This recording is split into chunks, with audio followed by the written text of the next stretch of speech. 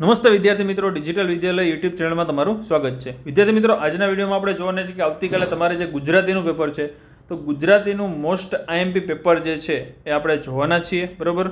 આ પેપર છે બોર્ડનું પેપર છે, લેવાયેલું છે। આ ક્વેશ્ચન છે આમાં જે પણ છે ખાસ બધા કરજો। આમાંથી ઘણા બધા ક્વેશ્ચન તમને કામ લાગે એવા છે, એક્ઝામમાં પૂછાઈ શકે તેવા છે, અથવા તમને ખ્યાલ આવે કે પેપરનું પરિરૂપ છે કેવું હશે, કયા પ્રકારનું પેપર પૂછાઈ શકે છે, બરાબર। તો ખાસ આ પેપર છે સોલ્યુશન કરજો। તમારે રીડિંગ થઈ ગયું હશે, રિવિઝન પણ થઈ ગયું હશે, ખાલી તમે એક વખત પેપર સોલ્વ કરી લો એટલે તમને બધું કન્ફર્મ થઈ જાય, બરાબર। ચલો, માં ગદ્ય વિભાગ તમને પહેલો આપેલો છે કે ભાઈ જોડકા જોડવાના છે, ગદ્ય કૃતિ આપી છે અને સાહિત્યનો પ્રકાર આપ્યો છે કે ભૂલી ગયા પછી છે એ કયો પ્રકાર છે, બરાબર। હાસ્ય નિબંધ છે, એકાંકી છે, પ્રવાસ નિબંધ છે, ચરિત્ર નિબંધ છે, પછી ડાંગવનો, હિમાલય એક સાહસ છે, વિરલ વિભૂતિ છે, બરાબર। ત્યારબાદ જે બમાં જે ખાલી જગ્યા પૂરવાની છે તમને કે ખાલી જગ્યાની સ્વસ્થતાનો શરીરની સુંદર તંદુરસ્તી પર સીધો પ્રભાવ પડે છે। ધન, તન કે મન, કોની સુંદરતા હોય તો સ્વસ્થતાનો શરીર પર તંદુરસ્તી પડે। આપણે ખ્યાલ છે કે તન ને મન સુંદર હોય, બરાબર, તેની સ્વસ્થતા હોય તો તંદુરસ્તી પર ઘણો બધો પ્રભાવ પડે, બરાબર। મન આપણું સ્વાસ્થ્ય જે છે સુંદર હોવું જોઈએ, બરાબર। પછી નરેને ખાલી જગ્યા તાલીમ મેળવી હતી, કઈ હતી તો કે પોલીસની હતી, વનરક્ષકની હતી કે પર્વતારોહણની હતી। ખાસ કોમેન્ટ કરજો એટલે ખ્યાલ આવે તમારે કેટલું આમાંથી કવર થઈ ગયું છે। લેખકને ખાલી જગ્યા હર હંમેશા ઝંકૃત કર્યા છે, નર્મદાએ, સાબરમતીએ કે તાપીએ। પછી ગરીબોનું શોષણ કરનાર ચોપડાનો રંગ ખાલી જગ્યા હતો, પીળો, લીલો કે રાતો, બરાબર। ત્યારબાદ છે એક વાક્યમાં ઉત્તર આપવાના છે કે શ્રીમદને મન દેહ શેનું સાધન માત્ર હતું। અને બીજો ક્વેશ્ચન છે કે માતાયન કયા ઘાટ ઉપર આવેલું હતું, બરાબર। આ બે ક્વેશ્ચનના આન્સર આપવાના છે ટૂંકમાં, બરાબર। ત્યારબાદ છે 4 માર્કના છે, કોઈ પણ બે ક્વેશ્ચન છે 2 માર્કના છે, લખવાના છે કે ગોકુળમાં ઉજવાયેલ કૃષ્ણ જન્મોત્સવનું વર્ણન તમારા શબ્દોમાં કરો। આમાંથી કોઈ પણ બે લખવાના છે। પછી રાજકોટથી છત્રી લેવા જવાની વાત સૌને મૂર્ખાઈ ભરી લાગતી હતી કારણ કે, અને ત્યારબાદ છે કે ભાઈ ડુંગરે તેની પત્ની પ્રત્યે સહાનુભૂતિ દર્શાવતા શું કહ્યું। આ 3માંથી કોઈ પણ બે ક્વેશ્ચનના જવાબ આપવાના છે ને 2 માર્કના ક્વેશ્ચન છે। ત્યારબાદના ક્વેશ્ચન જે છે તમને આપેલા છે, એમાંથી કોઈ પણ બે ક્વેશ્ચન લખવાના છે અને 3 માર્કનો એક ક્વેશ્ચન છે, બરાબર। ટોટલ 6 માર્કનો છે ક્વેશ્ચન તમારે જે અહીંયા પૂછાયેલા છે। એમાં છે કે ભાઈ રેસનો ઘોડો નવલિકાના આધારે બાળકના ઘડતરમાં અડચણરૂપ બનતા પરિબળોની ચર્ચા કરો। બીજો છે કે જગતના તાત એવા ધરતીપુત્રની કરુણ દશા નિહાળીને કાળુનું હૃદય કેમ દ્રવી ઉઠ્યું। અને માનવ અને પ્રાણીની પરસ્પર પ્રીત ઘોડીની સ્વામી ભક્તિ પાઠના આધારે વર્ણવવાનું છે, બરાબર। સ્વામી ભક્તિ ઘોડી નીચે તમે બધા જોયું હશે, એના આધારે વર્ણન કરવાનું છે કે માનવ અને પ્રાણી પ્રીત જે છે કેવી હોય, બરાબર। આમાંથી કોઈ પણ બે લખવાના છે, 3 માર્કનો ક્વેશ્ચન છે। ત્યારબાદ પદ્ય વિભાગ છે, વિભાગ 2 છે, એ પણ 20 માર્કનો છે, બરાબર। એમાં પણ શરૂઆતમાં તમને જે જોડકા આપેલા છે કે પદ્યકૃતિ છે એના કરતા કોણ છે, વૈષ્ણવજન છે, પછી દિવસો જુદાઈના જાય છે, વતનથી વિદાય થતા માધવને દીઠો છે ક્યાંય, આના કરતા છે એ કોણ હતા એ કહેવાનું છે, બરાબર। પછી ત્યારબાદ ખાલી જગ્યા આપેલી છે, સેમ આમાં હતી એમ કે નરસિંહ મહેતાના પદ ખાલી જગ્યા તરીકે જાણીતા છે, છપા, પ્રભાતિયા કે કાફી। પછી પાતાળમાં ખાલી જગ્યા પરખાય છે, પ્રતિબિંબ પરખાય, લીલ કે હરિવર પરખાય। પછી સમગ્ર વિશ્વ ખાલી જગ્યાનો આશ્રમ છે, કોનો છે, સંતો, મુખીઓ કે જીવ માત્ર। ત્યારબાદ છે 24મું, ખાલી જગ્યા બનવું દુર્લભ છે, દેશદીપક બનવું, કુલદીપક બનવું કે વીર બનવું, શું બનવું દુર્લભ છે એ કહેવાનું છે। ખાસ આ કોમેન્ટ કરજો એટલે તમને ખ્યાલ આવે કે તમને આમાંથી કેટલું વસ્તુ છે આવડે છે, બરાબર। ત્યારબાદ છે ક વિભાગ કે નીચે આપેલા પ્રશ્નોને એક વાક્યમાં ઉત્તર આપો। 2 માર્કના છે, 1 માર્કના ક્વેશ્ચન છે, બરાબર। કે વતનની હદ પૂરી થતાં કોને પાછા જવાનું છે અને કવિ ક્યાં જવાની ના પાડે છે। આ બેમાંથી 2 લખવાના છે, તમારે ટૂંકમાં આન્સર આપવાનો છે। ત્યારબાદ છે ડ કે નીચે આપેલા પ્રશ્નોના 3-4 વાક્યમાં ઉત્તર લખવાના છે, કોઈ પણ 2 લખવાના છે। 2 માર્કનો એક ક્વેશ્ચન છે। એમાં છે કે ગંગા સતી પાનબાઈને કેવી વ્યક્તિની સંગત કરવાનું કહે છે। અને બીજું છે કે બોલીએ ના કાંઈ આ કાવ્યમાં કવિ આપણને શાંત રહેવાની શીખ શા માટે આપે છે। અને 29મું છે સ્વર્ગની એક દેવીની ઝલકમાં દીકરી છે, સુખડ ચંદન ને કુમકુમના તિલકમાં દીકરી, ખાલી જગ્યા। આ કાવ્ય પંક્તિ છે એ સમજાવવાની છે, બરાબર। ત્યારબાદ છે ઈ વિભાગ, એમાં કોઈ પણ 2 લખવાના છે, તમારે 3 માર્કનો ક્વેશ્ચન છે। હવે એમાં તમને પેલો ક્વેશ્ચન છે કે એક બપોરે કાવ્યમાં વ્યક્ત થયેલ કવિની હૃદયની વેદના છે વર્ણવવાની છે। 31મો ક્વેશ્ચન છે કે હું એવો ગુજરાતી કાવ્યમાં કવિ પોતે ગુજરાતી હોવાનું ગૌરવ ક્યાં કારણોસર અનુભવે છે।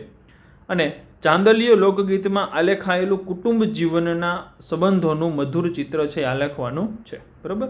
ત્યારબાદ વ્યાકરણ વિભાગ આવે છે, વિભાગ સી। વ્યાકરણ વિભાગ પણ તમારો 20 માર્કનો છે, બરાબર।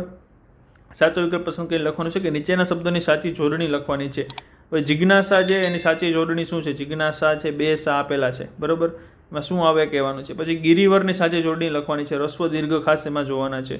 પછી વી પ્લસ સમ તો વિષમ, બરાબર, વિષમમાં ક્યું આવે? કયો સ આવે, બરાબર, એક પણ કહેવાનું છે. ત્યારબાદ છે કે ગૌરી વ્રત શબ્દનો સમાસ ઓળખાવો, કયો છે? દ્વંદ છે, મધ્યમ પદલોપી છે કે દ્વિગુ સમાસ છે, બરાબર, કહેવાનું છે, સમાસનો પ્રકાર કહેવાનો છે. પછી બંને શબ્દના જોડણી ભેદ થતો અર્થભેદ જણાવો. સાજ છે તો સાજ એટલે શું? શણગાર થાય, સાજન થાય કે સમય થાય. સાંજ છે તો શું થાય? સંધ્યાકાળ થાય, મધ્યકાળ થાય કે સવાર થાય, બરાબર. ત્યારબાદ 37મો ક્વેશ્ચન છે કે સૂર્ય મંદિરે ગુંજરતો હું ધવલ તેજનો ભૃંગ. આ પંક્તિમાં અલંકારનો પ્રકાર જણાવવાનો છે. કયો અલંકાર છે? ઉત્પ્રેક્ષ અલંકાર છે, રૂપક છે કે ઉપમા અલંકાર છે, બરાબર. પછી 38મો છે કે અભિનંદન શબ્દમાં કયો પ્રત્યય રહેલો છે? પૂર્વ પ્રત્યય, પર પ્રત્યય કે એક પણ પ્રત્યય રહેલો નથી. ત્યારબાદ 39મો કે નીચેના શબ્દોના સમાનાર્થી શબ્દ શોધીને લખો. પુંજ, પુંજ એટલે શું થાય? ધન થાય, પૂંજી થાય કે રગલો થાય. ઉર એટલે ઉમંગ, હૃદય કે આનંદ. જે અનુકૂળ આવતો હોય, જે સમાનાર્થી શબ્દ હોય એ એમાંથી કહેવાનો છે. ખાસ આમાંથી કોમેન્ટ કરતા રહેજો, તમને અંદાજો આવે કેટલું તમારે હજી કવર કરવાનું છે. એક દિવસનો ટાઈમ તમારી પાસે જ છે, બરાબર. મયુર સંજ્ઞાનો આપેલા વિકલ્પોમાંથી સાચો પ્રકાર લખો. વ્યક્તિવાચક સંજ્ઞા, દ્રવ્યવાચક કે સમૂહવાચક, બરાબર. ત્યારબાદ છે નીચેના પ્રશ્નોના માગ્ય મુજબ જવાબ લખો કે નીચેના રૂઢિપ્રયોગનો અર્થ જણાવો. નવે નેજા પાડવા, નવે નેજા પાડવા એટલે શું? રૂઢિપ્રયોગનો અર્થ જણાવવાનો છે. પછી કહેવતનો અર્થ લખો કે બાવાના 2 બગડિયા, બરાબર. પછી ત્યારબાદ છે 43મો કે શબ્દ સમૂહ માટે એક શબ્દ. કુદરતનું સુંદર ધામ એ શું છે? લખવાનું, બરાબર. પછી વિરુદ્ધાર્થી શબ્દ લખવાનો છે, હરખ, શોખ, બરાબર, એનું વિરુદ્ધાર્થી લખવાનું છે. પછી કર્મણીમાં ફેરફાર કરવાનો છે કે હિમાંશુએ ન બોલવાના સોગન ખાધા હતા, બરાબર, કર્મણી છે એમાં ફેરફાર કરવાનો છે.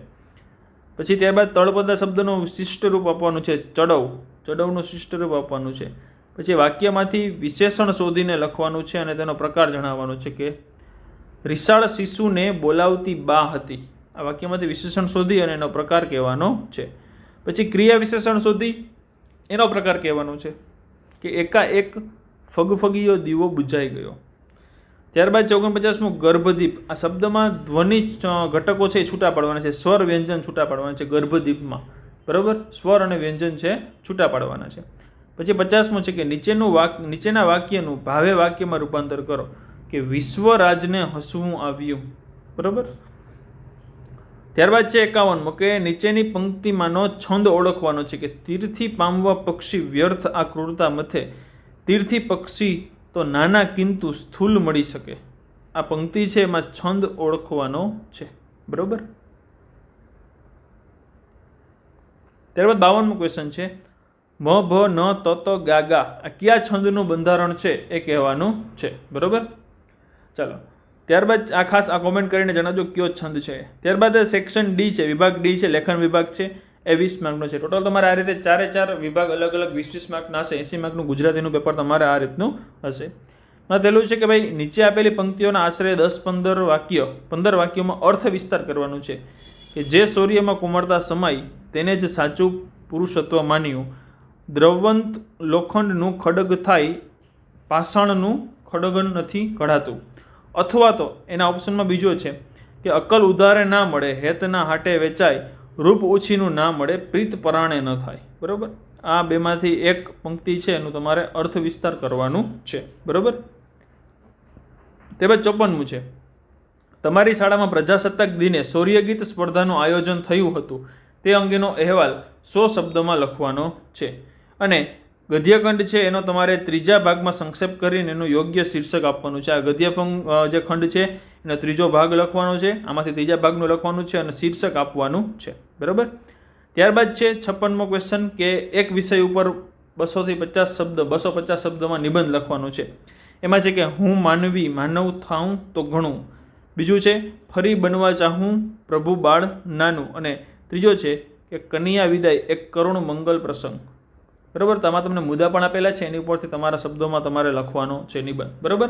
ચાલો તો આ રીતે તમારે ગુજરાતીનું આવતીકાલનું પેપર હશે. પેપર મોસ્ટ ટાઈમ બી છે, ખાસ કરી લેજો. ઘણા બધા ક્વેશ્ચન તમારાથી તમને કામ લાગશે, બરાબર.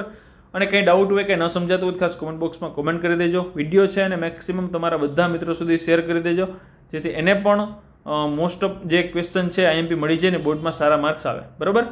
અને તમે ચેનલમાં નવા છો ને ચેનલને સબસ્ક્રાઇબ નથી કરેલી તો આપણી ચેનલ છે એને સબસ્ક્રાઇબ કરી નાખો અને બાજુમાં જે બેલ આઇકન છે એ દબાવી દો, જેથી કરીને જેવો પણ સોલ્યુશનનો વિડીયો આવે, બરાબર, તરત તમારા સુધી પહોંચી જાય. ચાલો મિત્રો, મળીએ આપણે નવા વિડીયોમાં. આવજો મિત્રો. જય હિન્દ, જય ભારત.